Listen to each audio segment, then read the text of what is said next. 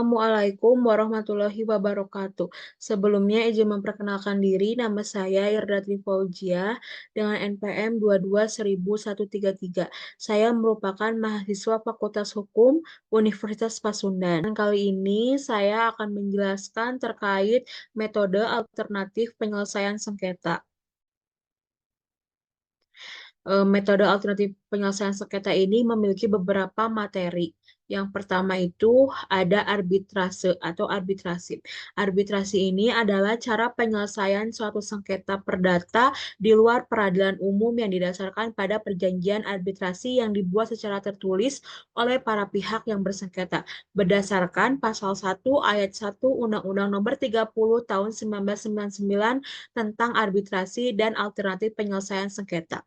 Arbitrasi ini merupakan tindakan hukum di mana para pihak yang menyerahkan sengketa atau selisih pendapat antara dua orang atau dua kelompok atau lebih kepada seorang atau beberapa ahli yang disepakati bersama dengan tujuan untuk memperoleh suatu keputusan yang final dan mengikat.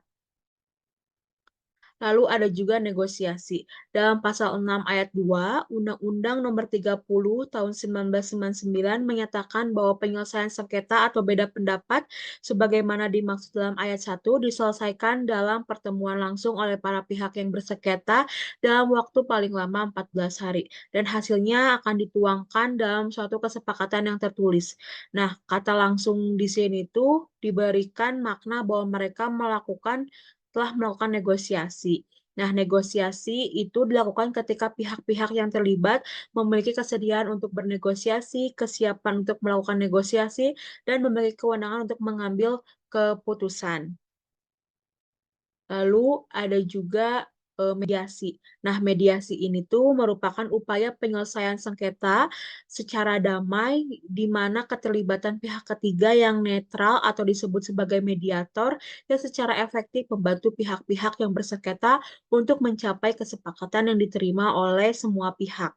Penyelesaian mediasi ini tidak hanya dilakukan di luar pengadilan saja, tetapi Mahkamah Agung juga berpendapat bahwa prosedur mediasi itu patut ditempuh bagi para pihak yang beracara di pengadilan. Nah, proses mediasi ini dinilai lebih cepat dan murah, serta dapat membantu atau memberikan akses kepada para pihak yang bersengketa untuk memperoleh keadilan atau penyelesaian yang memuaskan atas sengketa yang mereka hadapi. Selain itu, institusionalisasi proses mediasi ke dalam peradilan ini dapat memperkuat dan memaksimalkan fungsi lembaga pengadilan dalam penyelesaian sengketa, di samping proses pengadilan yang bersifat memutus dan adjudikatif.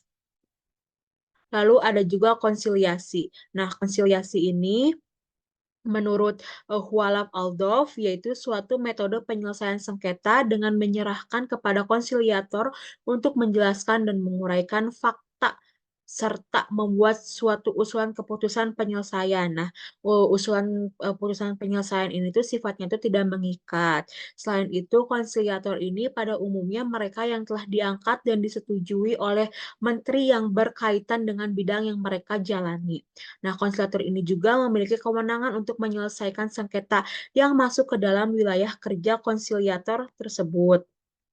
Lalu ada juga restoratif justice. Nah, restoratif justice itu bertujuan sebagai penyelesaian hukum guna menciptakan kesepakatan atau penyelesaian perkara tindak pidana dengan mekanisme tata cara peradilan pidana yang berfokus pada pemidanaan yang diubah menjadi dialog atau mediasi yang melibatkan pelaku, korban, keluarga korban atau keluarga pelaku, dan para pihak yang terkait.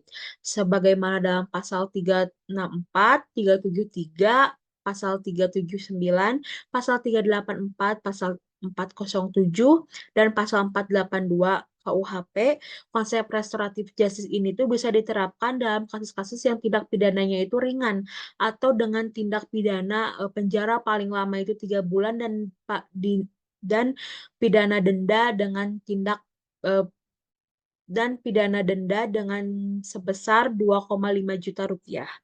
Selain itu, restoratif justice ini tuh dapat digunakan terhadap anak atau perempuan yang sedang berhadapan dengan hukum, seperti anak yang menjadi korban atau saksi tindak pidana. Nah, secara formal, restoratif justice ini tuh tidak didasari pada hukum positif, dikarenakan tidak diatur dalam Undang-Undang KUHP ataupun di luar KUHP. Tetapi restoratif justice ini dalam sistem peradilan di Indonesia itu didukung oleh hukum positif, misalnya dalam sistem peradilan anak dan peradilan militer yang perkaranya itu ringan. Oleh karena itu, restoratif justice ini tidak memiliki kekuatan hukum yang mengikat. Oleh karena itu, restoratif justice itu memiliki kelemahannya tersendiri. Nah, ada juga lembaga-lembaga yang efektif menerapkan sistem MAPS.